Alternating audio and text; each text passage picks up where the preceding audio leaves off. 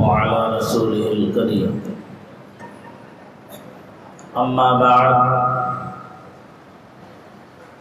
فأعوذ بالله من الشيطان الرجيم بسم الله الرحمن الرحيم يا أيها الذين آمنوا اتقوا الله وقولوا قولا سديدا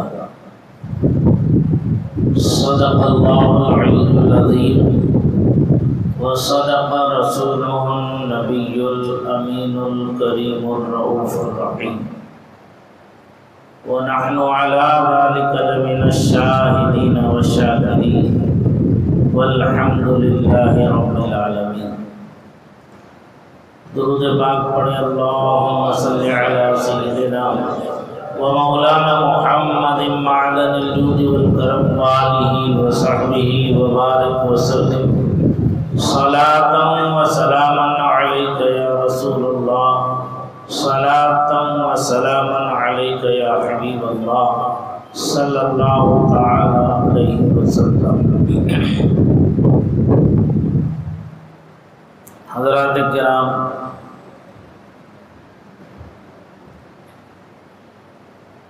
ماہ خیر و برکت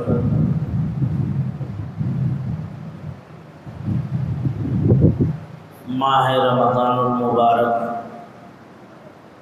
ہم سے رخصت ہو گیا.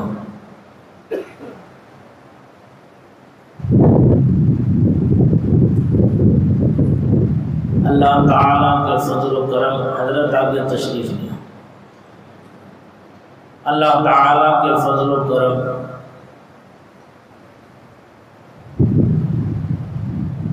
اور اس کے حبیب سید عالم نور مجسم صلی اللہ تعالیٰ علیہ وسلم کے صدقے اور توفیل میں ماہ رمضان خیر و عافیت و سلامتی کے ساتھ ہم پر نازل ہوا اور ہم سے بہت جلد رخصت بھی ہو گیا. کتنی مبارک راتیں تھیں، کیسا مبارک مہینہ تھا جس ماہ مبارک میں مسجدیں آباد تھیں، لوگوں کے دل اور زبان اللہ کے ذکر سے سرشار تھے.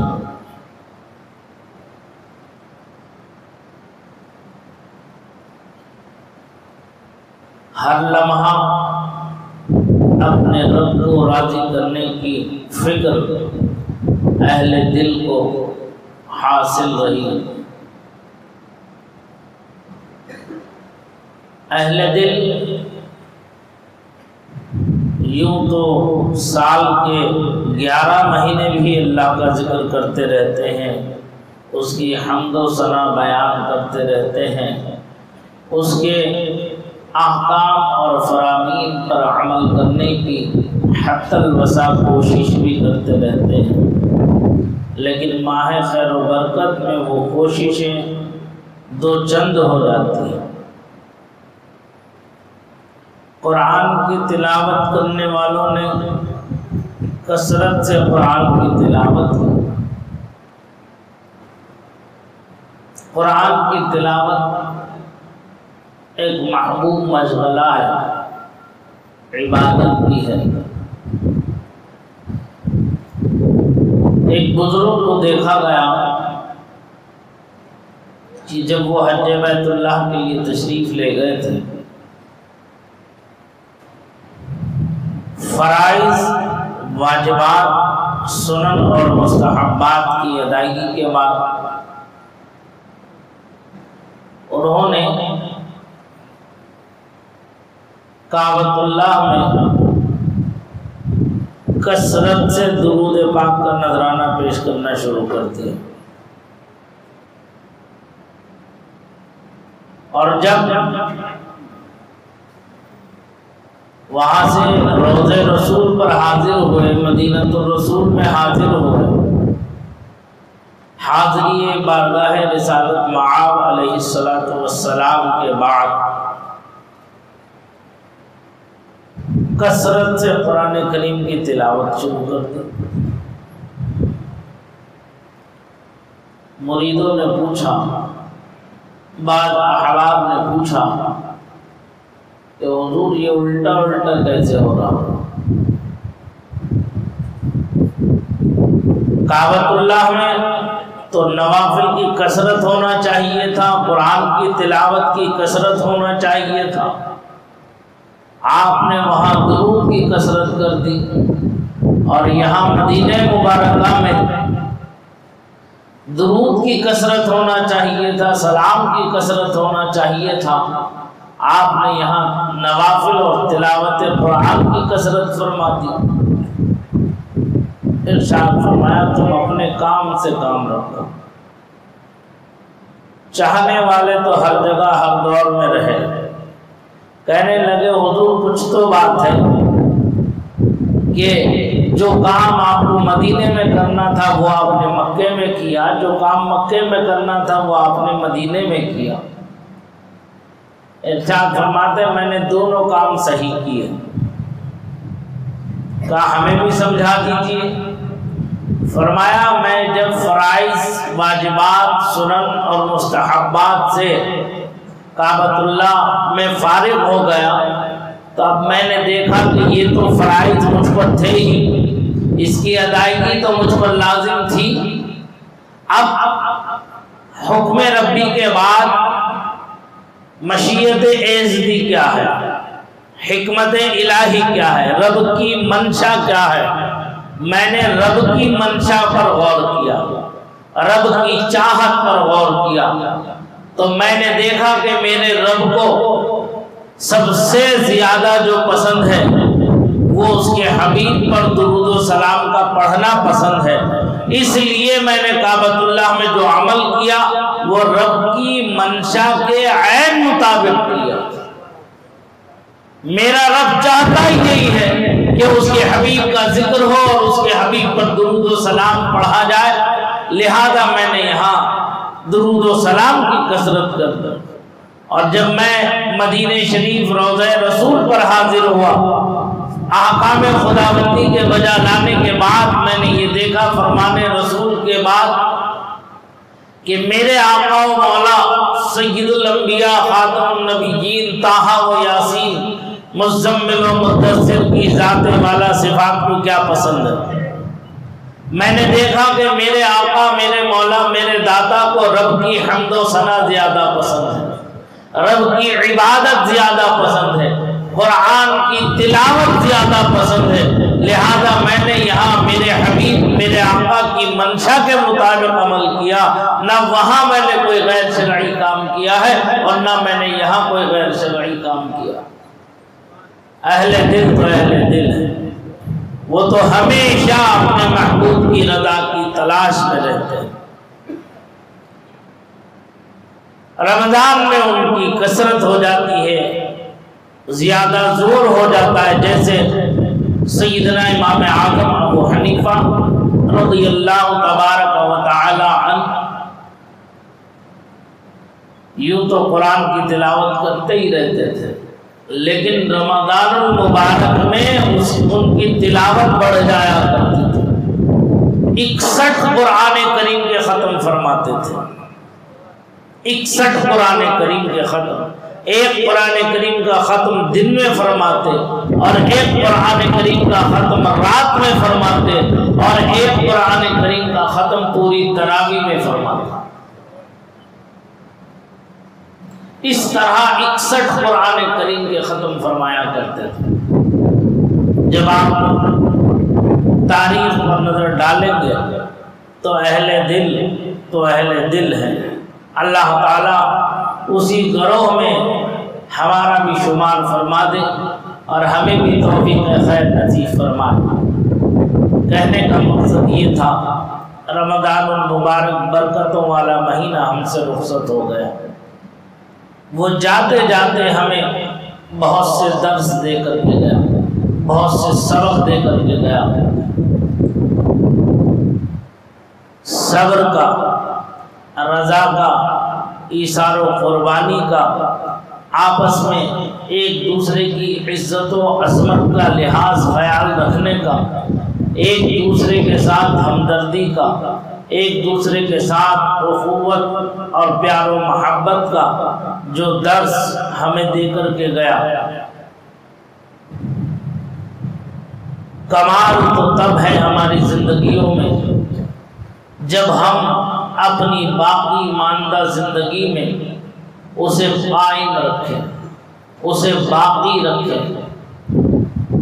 جس طرح سے رمضان المبارک میں ہم ایک دسترخوان پر بیٹھا کرتے تھے، ایک ساتھ افطار کیا کرتے تھے، کیا پیار ہوتا تھا، کیسی محبتیں ہوتی تھیں۔ ادھر سے نواسا آ رہا ہے، ادھر سے پوتا آ رہا ہے، ادھر سے بیٹا آ رہا ہے، ادھر سے بہو آ رہی ہے، ادھر سے بیٹی آتی ہے، ادھر سے داماد آتا ہے، ادھر سے سمدیانے آتے ہیں، ادھر سے دوست و احباب آتے ہیں۔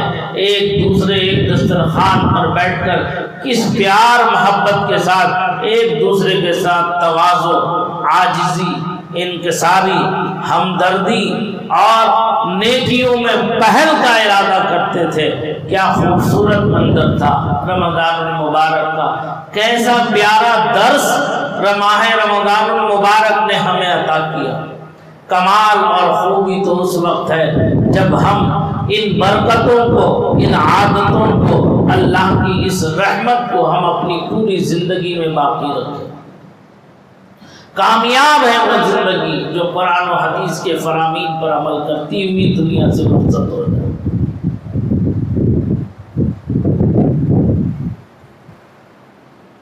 لیکن اسی میں بھی بہت سے کم نصیب ایسے تھے جنہیں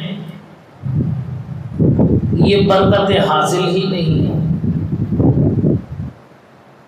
بہت سے کم نصیب ایسے تھے جنہیں یہ برکتیں حاصل نہیں ہو سکتی۔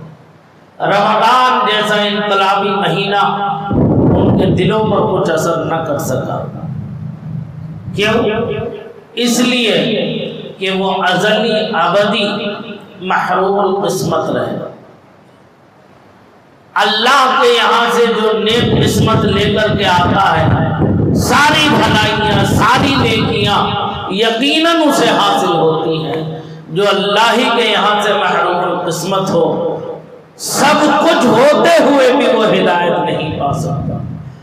عافیت و سلامتی سامنے نظر آتی ہے، پھر بھی گڑھے میں گرنا چاہتا ہے تو اسے کون روکنے والا؟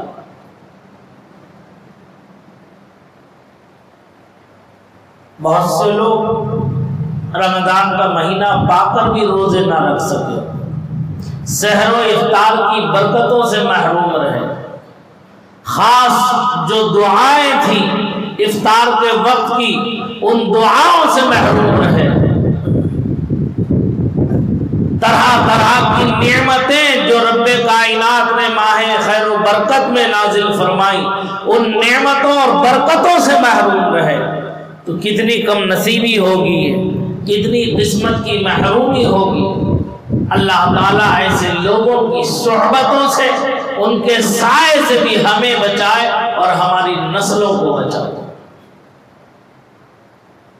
بظاہر مسلمان، سر پر ٹوپی، چہرے پر داڑھی، جبہ قبے میں عام چوراہوں پر بیٹھ کر کے رمضان میں چائے کے کش لگاتے رہے، بیڑی اور سگریٹ کے دھوئیں نکالتے رہے، ذرا سا ماہ خیر و برکت کا احترام اور اس کا ادب باقی نہ رکھا تو اللہ پر کیا ہے؟ صرف یہی ہے کہ وہ تمہیں عذاب میں مبتلا کر دے۔ خیر مناؤ، شکر مناؤ کہ فوراً عذاب نازل نہیں ہوگا، ورنہ پچھلی امتوں کی طرح اگر ہلاک کر دیے جاتے اور عبرت کا نشان بنا دیے جاتے۔ میری گزارش ہے کہ جو کچھ آپ نے رمضان میں پایا ہے اسے اپنی زندگیوں میں باقی رکھیے۔ آپسی پیار محبت، آپسی خلوص، عدل و انصاف، بھائی چارگی، ایک دوسرے کے ساتھ ایثار و قربانی اور ہمدردی کا جو جذبہ ہے اس جذبے کو قائم و دائم رکھے۔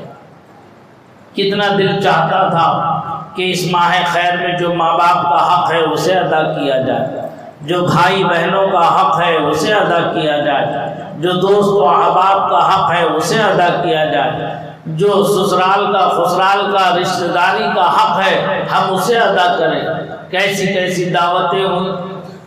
غیر شرعی رسم و رواج بھی کافی رہے کہ اگر داماد کو ہم نے افطار پر نہیں بلایا، داماد کے گھر والوں کو اگر ہم نے افطار کی دعوت نہ دی تو نہیں معلوم سسرال میں ہماری بیٹی کے ساتھ کیا ہوگا، کیسے تانے کسے جائیں گے، واہ بھائی واہ تمہارے سسر نے بلایا نہیں، تمہارے باپ نے نہیں بلایا داماد کو، رمضان میں تمہارے باپ نے تمہارے داماد کی دعوت نہیں کی۔ ایسے لوگ بھی موجود ہیں۔ یہ سب غیر اخلاقی اور غیر شرعی باتیں ہیں، کوئی جبر نہیں ہے۔ ارے کہہ کر کے دعوت لی، کہہ کر کے دعوت قبول کرائی تو کیا کرایا؟ محبت تو وہ ہے جو دلوں سے ہو، محبت اور الفت تو وہ ہے جو دلوں سے ہے، قدر تو وہ ہے جو دلوں سے حاصل ہے۔ مانگ کر لیا تو کے لیا، جو مانگ کر لے وہ بھیک ہے، جو طے کر لے وہ رشوت ہے، اور جو بلا طلب ملے وہ ہدیہ ہے، تحفہ ہے، سنت ہے، اس کا لینا بھی سنت ہے اور دینا بھی سنت ہے۔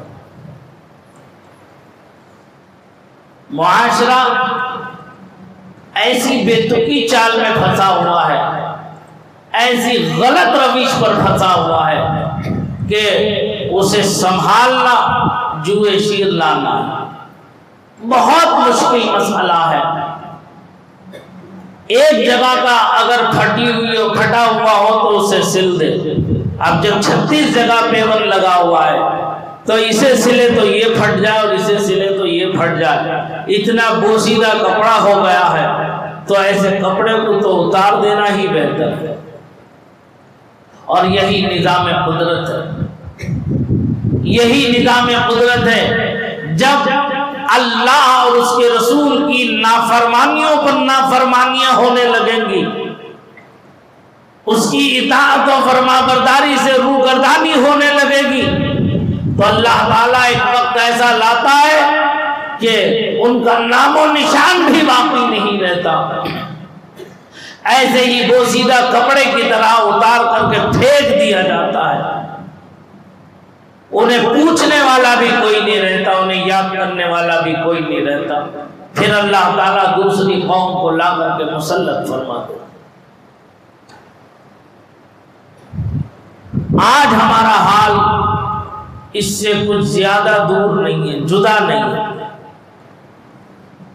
ہم دیکھنے میں تو دیندار بہت ہیں، ہم دیکھنے میں تو باشعور بہت ہیں، لیکن چھوٹی چھوٹی باتوں پر ایسی بڑی بڑی غلطیاں کر جاتے ہیں۔ ہمارے استاد گرامی فرمایا کرتے تھے، عقل مند آدمی غلطی کرتا نہیں ہے، بڑا آدمی غلطی کرتا نہیں ہے، لیکن جب غلطی کرتا نا تو قولیہ میں نہیں آتی ہے۔ قولیہ تو سمجھ گئے، یعنی بازو میں۔ تو ایسی چھوٹی چھوٹی غلطیاں بہت ہم سے ہوتی ہیں۔ تو یہ جو مہینہ ہمارا گزرا ہے، اس نے ہمیں بہت سی نصیحتیں دی ہیں، بہت سے سبق پڑھائے ہیں۔ اگر ہم نے اسے باقی رکھا تو انشاءاللہ پوری زندگی ایسی گزرے گی۔ حدیث شریف میں آتا ہے، ایک صحابی رسول بارگاہ رسالت میں حاضر ہوئے، عرض کیا یا رسول اللہ، کھانے میں برکت نہیں ہوتی، کھانے میں برکت نہیں ہوتی۔ آقا نے ارشاد فرمایا شاید کہ تم الگ الگ کھاتے ہوگے، الگ الگ کھاتے ہوگے۔ انہوں نے عرض کیا ہاں یا رسول اللہ صلی اللہ علیہ وسلم، ہم الگ الگ جیسے جیسے سہولت ہوتی ویسے ویسے آ کے کھا لیتے۔ آقا نے ارشاد فرمایا کھانا ایک ساتھ دسترخوان پر بیٹھ کے کھایا کرو۔ اس میں کیا حکمت ہے؟ اگر غور کیا جائے تو جو اخوت، محبت، پیار، الفت ایک دوسرے کے ساتھ ایک دسترخوان پر بیٹھ کر کے کھانے میں ہوتی ہے، وہ الگ الگ کھانے میں کبھی نہیں ہوتی۔ آپ نے اس کا اندازہ لگایا ہوگا ماہ رمضان میں جب افطار کا وقت ہوتا تھا تو کیسے دسترخوان سجتے تھے اور سارے اہل خانہ ایک ساتھ دسترخوان پر بیٹھتے تھے۔ سرکار نے ارشاد فرمایا 2 کا کھانا 3 کو کفایت کر جائے گا اگر ایک ساتھ بیٹھو گے کھانے کے لیے، اور 3 کا کھانا 4 کو کفایت کر جائے گا ایک ساتھ اگر کھانے پر بیٹھو گے۔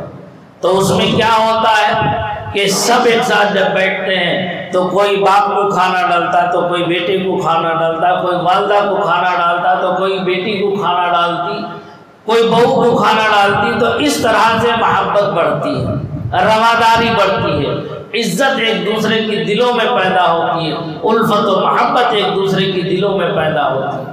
یہ درس ہے، یہ اسلامی شعار ہے، اسلامی طریقہ ہے۔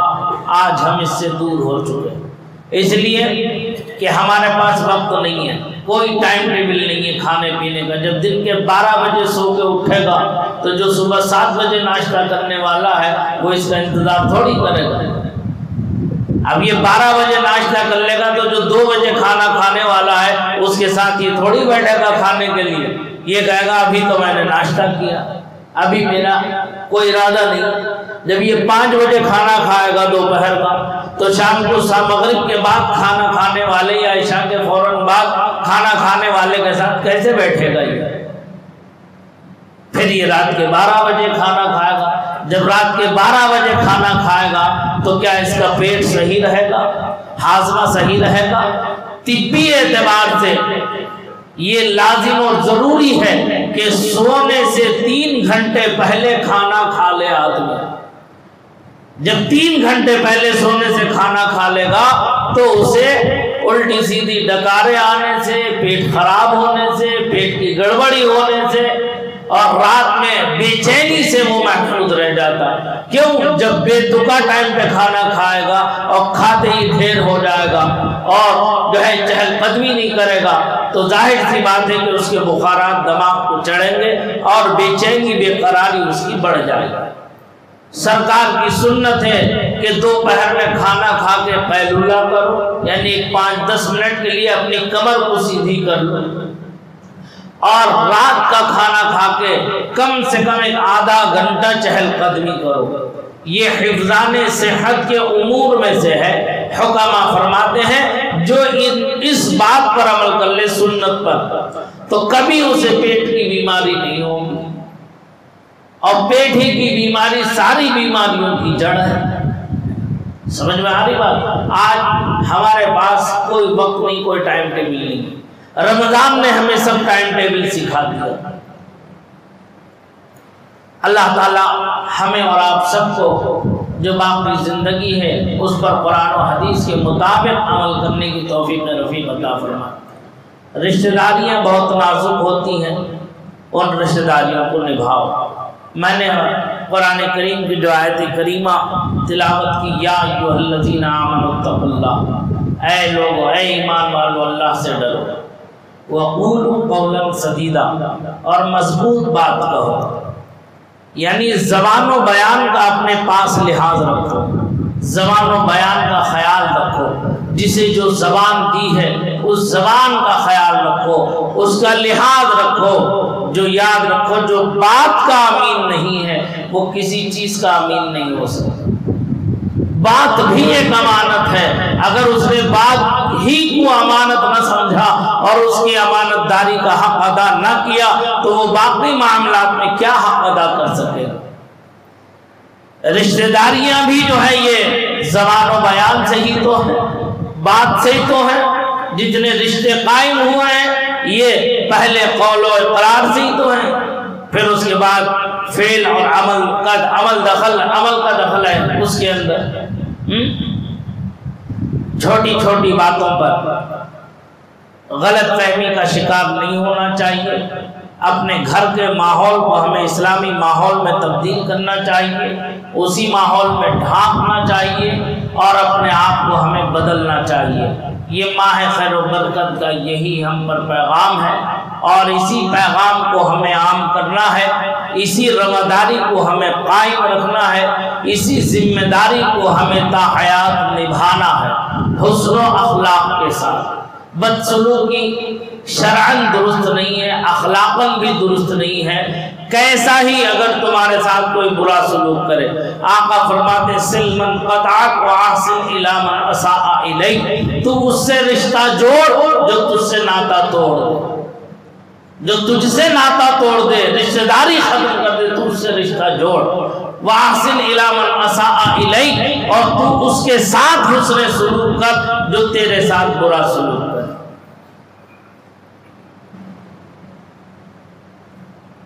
میں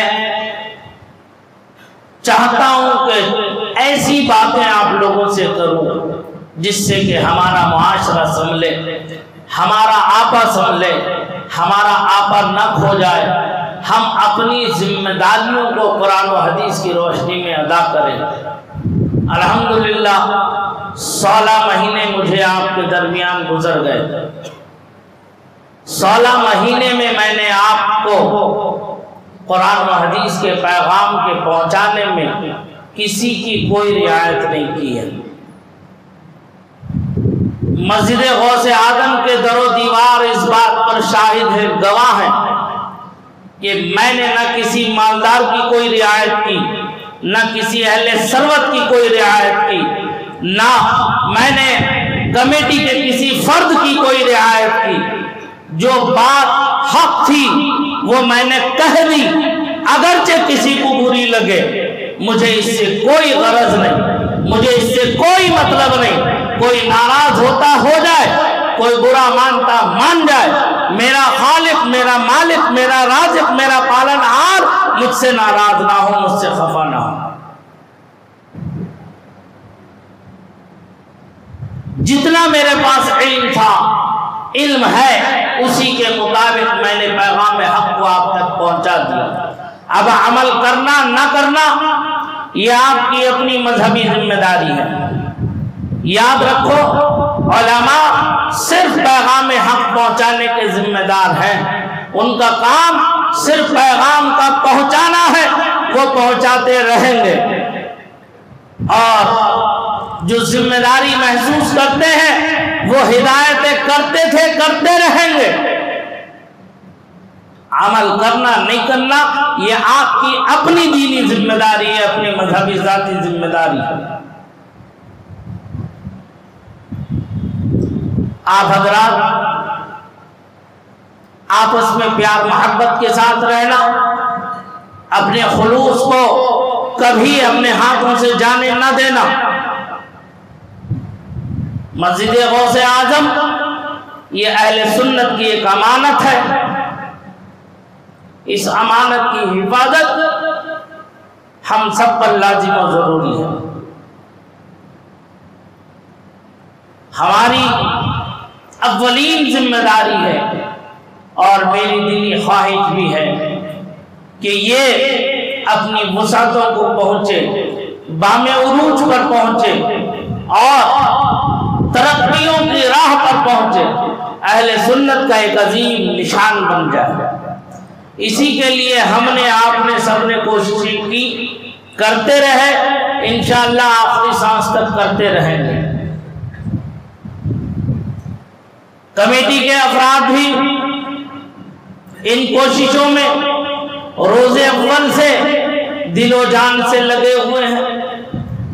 جہاں میں نے آپ کو نصیحت کی، وہی کمیٹی کے اعضاء کو بھی یہ نصیحت کرتا ہوں۔ صدر و سیکریٹری، خزانچی، نائب صدر، نائب سیکریٹری یا کمیٹی کا ممبر، یہ صرف عہدے ہیں، اور یہ جو موقع تمہیں میسر ہوا ہے یہ اللہ کی جانب سے ہے۔ اللہ اپنے بندوں میں جس سے کام لینا چاہتا ہے اور جن بندوں کے ساتھ بھلائی کا ارادہ فرماتا ہے، ان بندوں کو کسی نیک کام میں لگا دیتا ہے۔ تو لہذا اپنے عہدوں پر ناز نہ کرو، اپنے عہدوں پر فخر نہ کرو، اللہ کی اس نعمت کی قدر کرو، اللہ کی اس نعمت کی قدر کرو، اور جو ڈیوٹی اللہ کی طرف سے آپ حضرات کو تفویض کی گئی ہے اس ڈیوٹی کو کما حق ہو بجا لاؤ.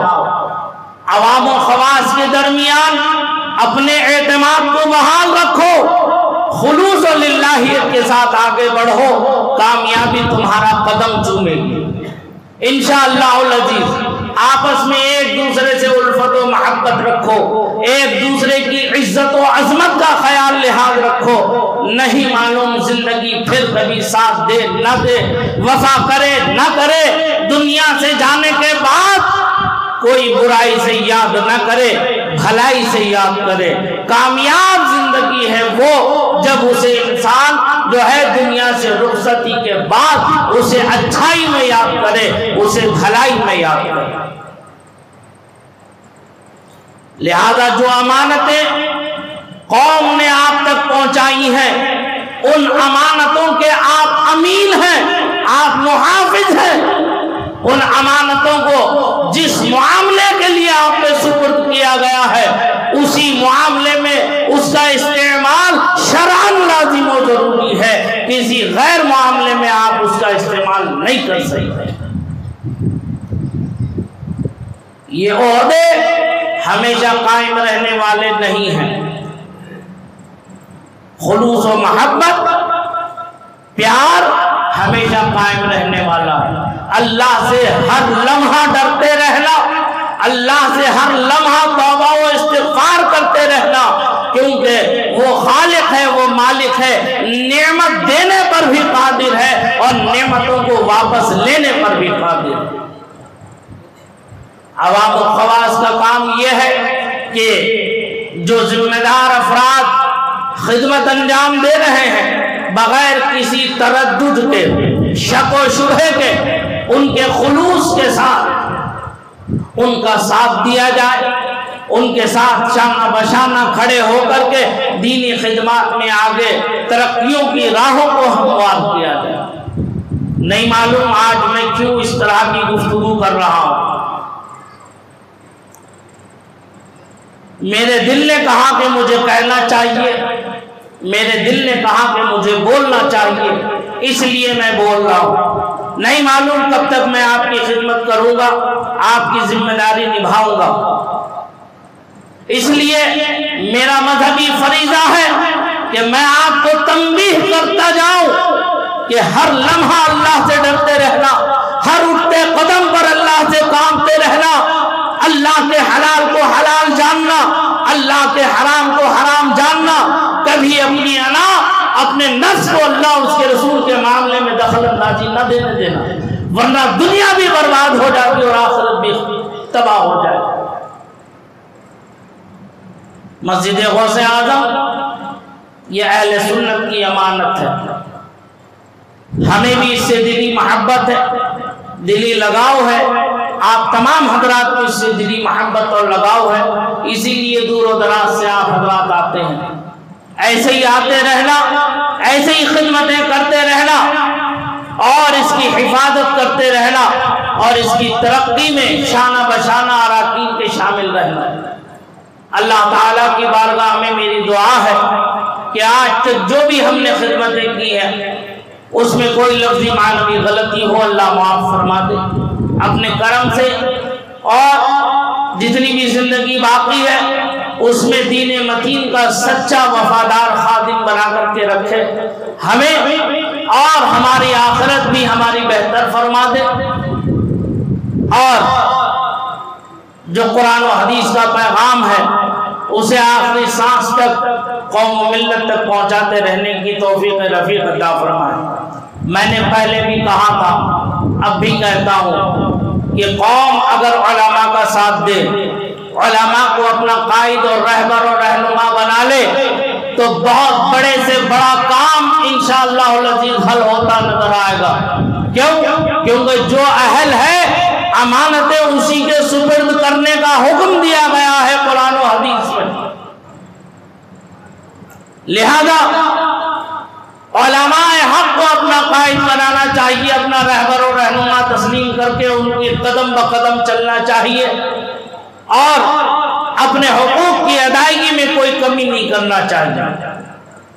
اس لیے میری آپ حضرات سے مخلصانہ مؤدبانہ گزارش ہے کہ مسجد غوث اعظم کی جو جگہ کا ارادہ ہے لینے کا، میرے خیال سے ابھی تک ہم اس منزل پر نہیں پہنچ پائے ہیں۔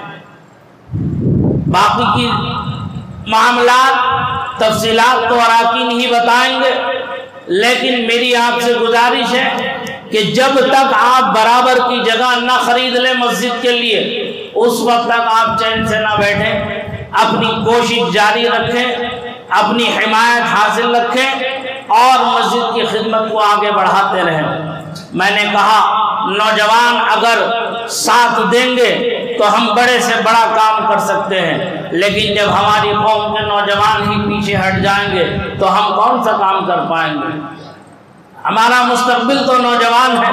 اگر نوجوان اس پر ترقی کی راہ پر شانہ بشانہ کھڑے رہیں ذمہ داروں کے، تو انشاءاللہ العزیز وہ دن دور نہیں ہوگا کہ جس دن ہم اور آپ کامیابی اور ترقی کی منزلوں کو چھو لیں گے۔ اللہ تعالیٰ کی بارگاہ میں دعا ہے، جو کچھ کہا سنا اس میں لفظی معنی میں غلطی ہو تو اسے معاف فرما دے، اور ہمیں اور آپ کو جو ہے تا حیات دین کا سچا وفادار خادم بنا کر کے رکھے۔ ہماری خدمتوں میں اگر آپ حضرات کی کوئی کوتاہی ہوئی ہو، ہم آپ سے معذرت چاہتے ہیں۔ اللہ تعالیٰ آپ کو بھی ہمارے حق سے بری فرما دے، ہمیں بھی آپ کے حق سے بری فرما دے۔ مسجد کے لیے جو ہوا 50 لاکھ کیش ہوا، 15 لاکھ ابھی باقی ہے۔ اچھا، ٹوٹل ہو جی 7.5 لاکھ باقی ہے۔ ماشاءاللہ، دیکھیے ابھی ہمارے ذمہ داروں کی طرف سے ایک بات آئی کہ تقریباً 50 لاکھ روپے کیش آ گیا ہے اور 15 لاکھ روپے ابھی وصولیابی سے باقی ہے، تقریباً 65 لاکھ روپے کی آمد ہوئی ہے۔ اللہ تعالیٰ اس میں اور برکتیں عطا فرمائے۔ 2.25 کروڑ روپے کی جگہ ہے برابر کی تقریباً۔ ابھی ہم کہاں پر ہیں؟ ابھی ہم کہاں ہیں؟ اس لیے میری گزارش ہے کہ آنے والے بقرعید تک اگر آپ حضرات نے مل کر کے کوشش کی تو انشاءاللہ یقیناً یہ جگہ مسجد کے لیے شامل ہو جائے گی اور عید کی نماز آپ حضرات اس میں ادا کریں گے۔ اللہ تعالی ہمیں مزید خدمتیں کرنے کی توفیق رفیق عطا فرمائے۔ کمیٹی کے شانہ بشانہ رہ کر کے ان کی دلجوئی کر کر، ان کی ہمت و حوصلہ افزائی کر کے ان کی ہمتوں کو نہ توڑا جائے، کیونکہ قوم کے اندر چند ہی ایسے افراد ہوتے ہیں جو آگے بڑھ کر وقت دے کر قربانی دیتے ہیں۔ ایسے قربانی دینے والوں کو قوم فراموش نہیں کرنا چاہیے، ایسے وقت دینے والوں کو، ایسی خدمت کرنے والوں کو قوم ہمیشہ شانہ بشانہ رہ کر ان کا ساتھ دینا چاہیے اور آگے بڑھ کر ان کی ہمت